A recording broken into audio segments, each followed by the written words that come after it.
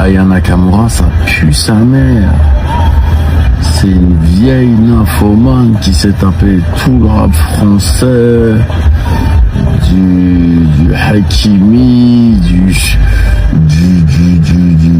Niska, Ce genre de métis me font penser à des blancs qui font des blackface, tu vois, comme des blancs racistes, cachés derrière des peaux noires, qui, grâce à leur camouflage, se mettent à insulter des femmes noires.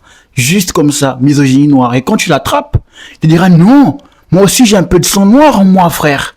Ouais, j'ai le sang noir. Non, Booba, c'est un putain de misogyne noir, tout simplement. Et mon frère, tu es foutu. Parce que là, je vais te baiser, frère, sans préliminaire. Le sang au pied de coq insulte Aya Nakamura sur sa vie sexuelle. On rappelle quand même que Booba, la mère de ses gosses, c'est une catin colombienne. Deuxièmement, le mec, il a fait des world parties avec P. Diddy, hein, preuve à l'appui, il était présent. Quand on sait ce que P. Diddy faisait pendant les world parties et ce que P. Diddy a fait aux femmes, aux enfants, avec son huile pour bébé, c'est compliqué quand même de voir. Hein. Et quand on voit les clips de Monsieur Booba, on comprend que lui, il a vraiment je dirais que son body count et le FMI, il n'y a aucune différence.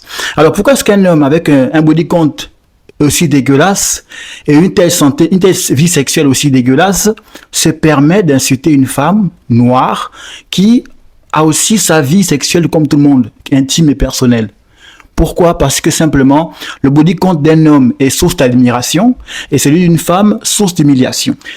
Je sais que beaucoup de femmes blanches sont très jalouses des femmes noires qui réussissent dans la musique, mais voir des pseudo-noirs et aussi être jaloux de ça et critiquer une femme noire, non pas sur son talent, mais sur son apparence physique, sa vie sexuelle, comme c'était affaire de débat ou de théâtral public, je ne sais pas quoi, c'est triste, tu vois. Quand les hommes noirs attaquent des femmes noires qui réussissent alors que eux sont des ratés, c'est compliqué. Les blancs, je comprendrais, mais les noirs, ça fait pitié, quoi, tu vois.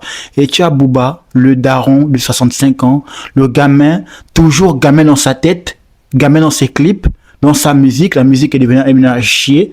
Avant, ça avait un sens, hein, temps mort, voilà, lunatique, ça passait, j'écoutais un peu, hein, un peu style Akhenaton, tout ça, ça passait un peu, tu vois. Booba, autrefois, les Rof, la Fouine et tout, voilà. Et aujourd'hui, Booba est devenu une parodie de lui-même, plutôt une parodie de la musique, tout simplement. Chez nous en Afrique, on dit souvent que plus un homme vieillit, plus sa sagesse accroît. Mais Booba, c'est vraiment l'exception qui vient défier la règle. Le mec, plus il vieillit, plus il est immature. En fait, lui, il va à contresens, le mec. C'est un truc de fou. Il me fait penser à ce film-là, l'étrange histoire de Benjamin Button, avec cet homme vieux qui rajeunit au maximum, là, tout simplement.